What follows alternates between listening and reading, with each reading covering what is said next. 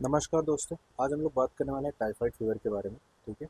तो typhoid fever में आज हम लोग जो जो टॉपिक कवर करेंगे सबसे पहले उसके बारे में बात करते हैं। बात करेंगे कि टाइफाइड कैसे पता चलेगा कि हमारी बॉडी में टाइफाइड अटैक हुआ है, टाइफाइड का बैक्टीरिया ने हमारी बॉडी में अटैक किया है। उसके अलावा क्या लक्षण होते हैं इसके, और कौन सी दवाइयाँ लेनी है, कौन सा मेडिकेशन लेनी है जिससे हमें टाइफाइड में क्योर मिल सके। ठीक है। और टाइफाइड का जो अटैक हमारे लीवर पर पड़ता है उसको रिकवरी के लिए कौन सी मेडिसिन या सिरप लिया जाएगा।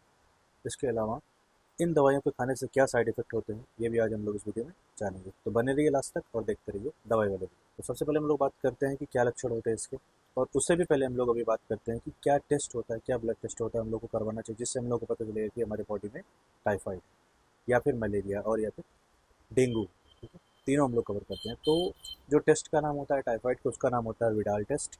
विडाल टेस्ट करने से हम लोग को पता चलता है कि हमारी बॉडी में बैक्टीरिया जिसका नाम है सैल्मोनेला टाइफी, ये बैक्टीरिया ने हमारी बॉडी में अटैक किया है कि नहीं किया है, टाइफाइड हमारी बॉडी में हुआ है या नहीं हुआ। ठीक है। तो हम लोग क्या करवाते हैं टेस्ट, विडाल। विडाल टेस्ट से क्या होता है, टाइफाइड पता चलता है। सेकंड क्या है, सीबीसी भी हम लोग साथ में करवाते हैं। ये कंप्लीट ब्लड काउंट टेस्ट होता है जिससे हमारी बॉडी में ब्लड में जो भी इन्फेक्शन हुआ रहता है, जो भी कम या ज़्यादा चीज़ें हुई रहती हैं, उनके बारे में हम लोग पता करते हैं। सीबीसी हो गया, विडाल हो गया, और एमपी जो मलेरियल पैरासाइट का टेस्ट होता है, इससे हम लोग को पता चलता है कि हमारी बॉडी में मलेरियल फीवर तो नहीं अटैक कर रहा है। ठीक है। और फोर्थ होता है डेंगी। डेंगी का भी टेस्ट होता है। ठीक है। तो ये चारों जो टेस्ट होते हैं ये बहुत इंपॉर्टेंट होते हैं। जब भी किसी को फीवर आता है और regular back to back fever आ रहा है, फीवर आने के साथ ठंड भी लग रही है, तो उस कंडीशन में हम लोग क्या करते हैं, ये तीनों टेस्ट करवाते हैं। मोस्ट इंपॉर्टेंट जो होता है वो विडाल होता है, मलेरिया होता है और सीबीसी होता है। ये तीनों साथ में ही करवाना चाहिए, सबसे बेनिफिशियल होता है, और इससे आपको पता चलता है कि आपकी बॉडी में कौन सा बुखार है, वायरल तो नहीं है, या टाइफाइड तो नहीं है, या फिर मलेरिया तो नहीं है। ठीक है। तो दोस्तों अब हम लोग बात करते हैं टाइफाइड फीवर की, क्योंकि हमने अभी तक बात कर ली टेस्ट क्या क्या करवाते हैं, ब्लड टेस्ट जब भी हमको फीवर आता है इस टाइप का। तो टाइफाइड फीवर की बात करते हैं। अगर हमारे रिपोर्ट में टाइफाइड फीवर आ रहा है तो उस टाइम पे हम लोग कौन से मेडिकेशन का यूज़ करेंगे जिससे हमारा टाइफाइड ख़त्म हो, और जो भी टाइफाइड फीवर से हमारे लीवर पर इम्पैक्ट पड़ रहा है वो लीवर कैसे हेल्दी हमारा हो दोबारा से। ठीक है। तो सबसे पहले हम लोग बात करते हैं टाइफाइड फीवर को कम करने के लिए सबसे पहले जो मेडिसिन होती है पैरासीटामोल, जैसे डोलो आती है और कॉलकॉल आती है, पैरासिप आती है, बहुत से अलग अलग ब्रांड की पैरासीटामोल आती है, बट वो की पैरासीटामोल ही है। तो 500 mg आती है, 650 आती है और 1000 mg आती है। जनरली हम लोग क्या करते हैं 650 mg का लेते हैं। ठीक है। और सबसे पहले हम लोगों ने बात किया फीवर की। तो अगर हम लोग सिस्टमेटिक देखेंगे, ठीक है, पहला फीवर होता है। सेकंड क्या है कि जो बार बार फीवर हमको आ रहा है उसके लिए एंटीबायोटिक। थर्ड क्या है कि ग्रुप ऑफ मेडिसिन के साथ में हम लोग एक गैस की टेबलेट लगाते हैं।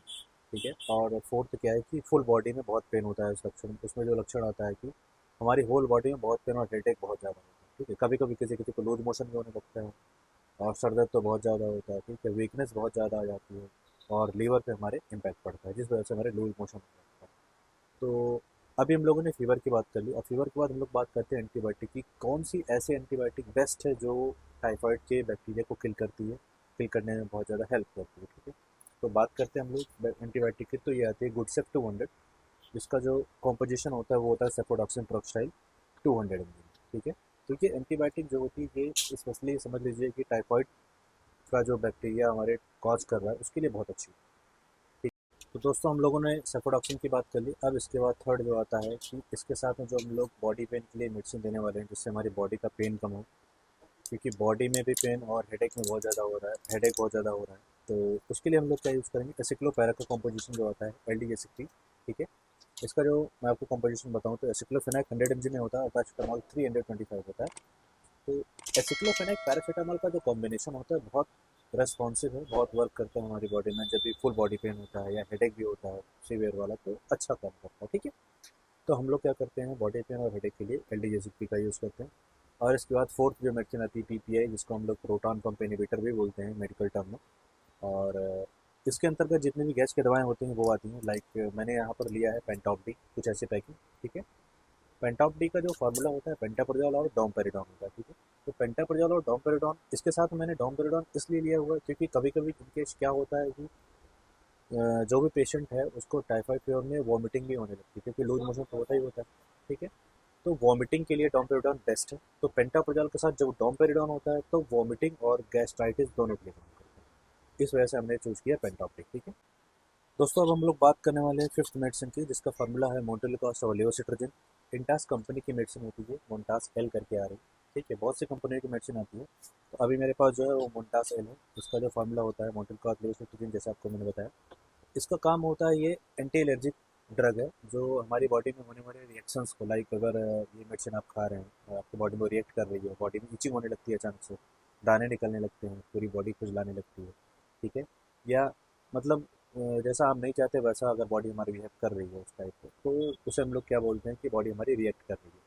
ठीक है, तो हम लोग एंटी एलर्जिक मेडिसिन देते हैं, ताकि अगर किसी की बॉडी में रिएक्शंस भी हो रहे हैं तो वो कंट्रोल हो जाए।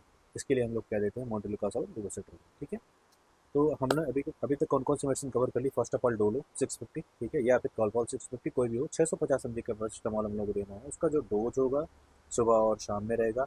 अगर फीवर सुबह और शाम खाने से नहीं कर रहा है तो सुबह, दोपहर और शाम तीनों टाइम हम लोग कर देंगे।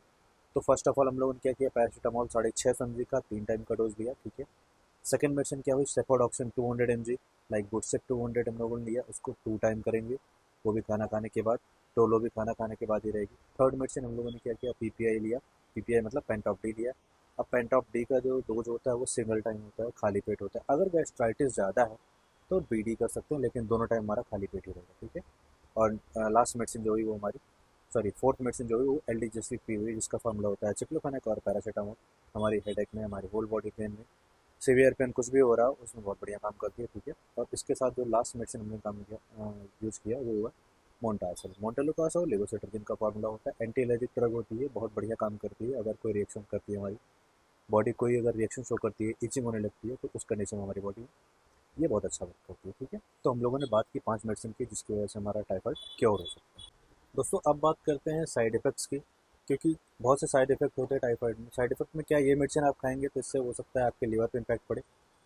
तो उसके लिए हम लोग क्या करते हैं, लिवर का टॉनिक देते हैं। लिवर के टॉनिक में अब हम लोग बात करें कौन कौन सी टैबलेट्स आती हैं, टॉनिक्स आते हैं। तो अगर सबसे पहले हम लोग टॉनिक की बात करें तो टॉनिक में सबसे पहला आता है लिव 52, और लिव 52 का डीएस आता है। अच्छा, लोगों को बहुत कन्फ्यूजन है कि लिव 52 और लिव 52 डीएस में क्या अंतर होता है।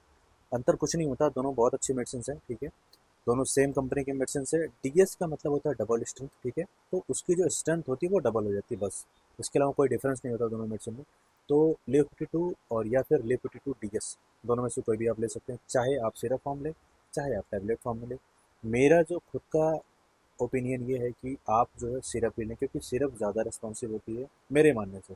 बाकी ऐसा कुछ नहीं है, लेकिन जहाँ तक मैं जानता हूँ कि सिरप ज़्यादा रिस्पॉन्सिव होती है। ठीक है, तो लिव 52 डीएस का सिरप में बहुत बढ़िया रिस्पॉन्स करेगा, और एक हिसाब से ये आयुर्वेदिक भी है। ठीक है, तो लिवर लिव 52 का जो डोज रहेगा 10 ml का, दिन में 3 बार रहेगा, सुबह, दोपहर और शाम, 3 टाइम आप पिए खाना खाने के बाद। और इससे क्या होगा, हमारा लिवर पे जो इम्पैक्ट पड़ा है मेडिसिन का, और सैल्मोनेला टाइफी बैक्टीरिया का जो टाइफाइड कॉज करता है, वो हमारी बॉडी से खत्म होगा। ठीक है, और हमारा लिवर बिल्कुल हेल्दी रहेगा और लूज मोशन भी कंट्रोल होगा। ठीक है, और इन केस अगर वॉमिटिंग बहुत ज़्यादा हो रही है, पेंटॉप डी खाने से भी नहीं सही हो रही है, तो उस कंडीशन में हम लोग क्या करते हैं, ऑनलाइन स्टैरम का टैबलेट यूज़ करते हैं 5 mg का, या एमसेट 4 mg आती है, सॉरी 4 mg का, 5 mg नहीं आती है, 4 mg और 8 mg आती है। तो एमसेट 4 mg हम लोग यूज़ करते हैं, आफ्टर मील ये भी रहेगा, जब भी वॉमिटिंग जैसा लगे, अदरवाइज ज़रूरत नहीं है उसके लिए। ठीक है, आई होप आपको समझ में आया होगा। Thank you so much.